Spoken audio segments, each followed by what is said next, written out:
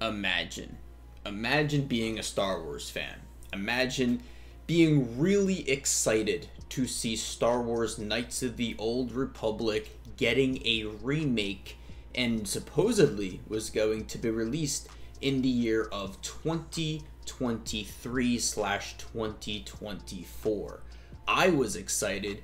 You were probably excited. But then imagine firing the lead developers and art director for the game, and imagine the game once again, just like a bunch of other Star Wars games, being paused in development indefinitely, which could also mean canceled. What's going on, everybody? Cryptix, and if you are a Star Wars fan like me, you really enjoyed the years of 2002 to about 2005, 2006, because if you guys don't know, LucasArts basically gave free reign to a bunch of different developers to create a bunch of different Star Wars games, one of them being Knights of the Old Republic. Fast forward a few years, LucasArts basically signed an exclusivity deal with EA, and EA only really gave us like 3 headline Star Wars games: Star Wars Battlefront 1 EA, Star Wars Battlefront 2 EA, and Star Wars Jedi Fallen Order, which is the gameplay that you're seeing on the screen right now. But I believe it was a Sony PlayStation event about a year ago where they announced that Star Wars Knights of the Old Republic is going to get a remake, not remaster, remake, meaning the gameplay could potentially have been different. The graphics were obviously going to be revamped, and it could have been one of the headline Star Wars games in the next couple of years. But leave it to LucasArts and just the bad luck that we have as Star Wars fans to essentially getting the game paused indefinitely. Now, before we talk about this incident, I want to give you guys a little bit of background here.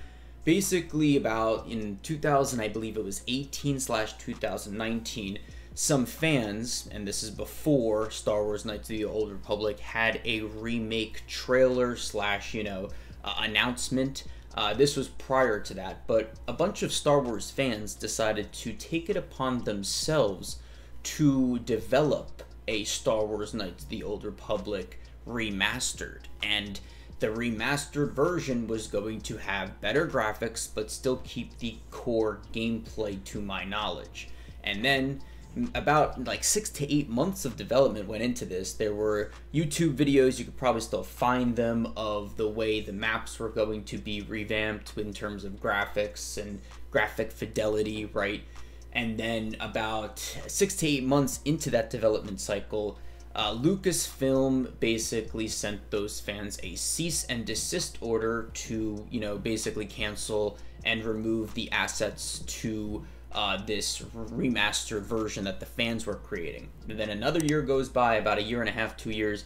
Now we get this remake announcement, and now a year goes by again, and the game is now indefinitely paused. But why is it paused, right?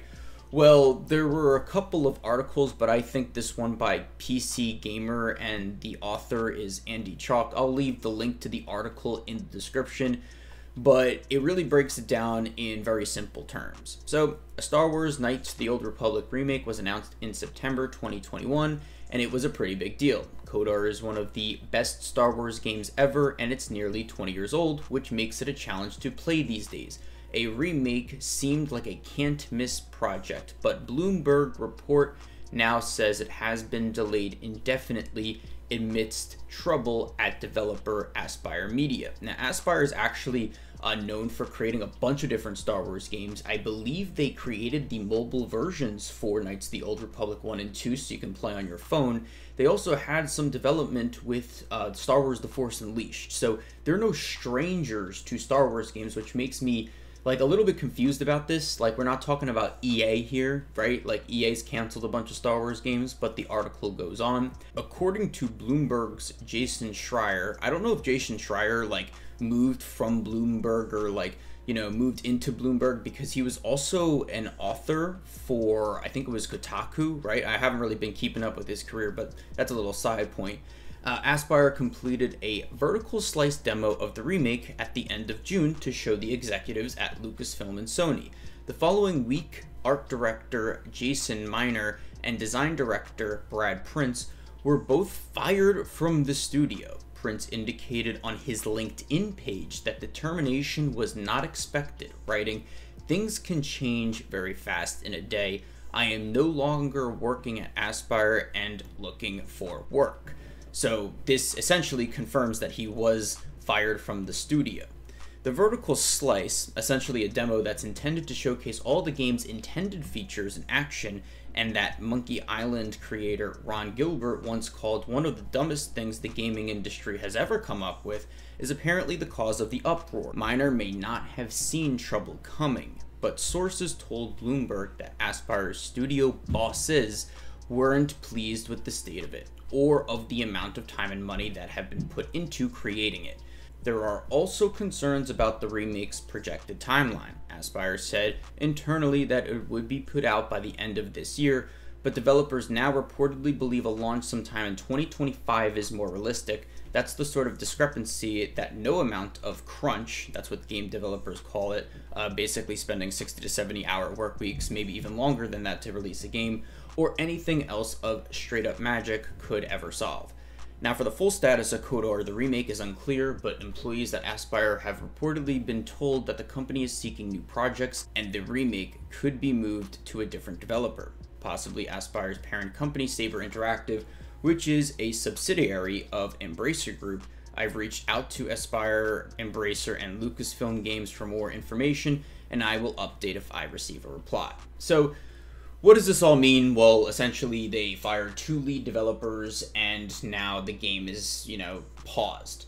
But I think there's a couple of things to think about here, like was the actual gameplay more or less similar or akin to, the actual KOTOR core gameplay of itself? Because if you guys don't know, KOTOR kind of plays like, I think if you've ever played it, Star Wars The Old Republic, which is a different game that you can play online. It's kind of RPG based. And KOTOR, the base game, KOTOR 1 and KOTOR 2 that were released in 2002 and 2003, those also were turn-based RPG style games. So you would be fighting against a CPU or computer, but you could only, do a certain move if it was your turn per se, right? And there was cooldown times and things like that. But then the computer would make, some type of move, and then you would try to do something to counter it. And it kind of added like a strategic role to the old Knights of the Old Republic games. So was it more like that, where, Sony and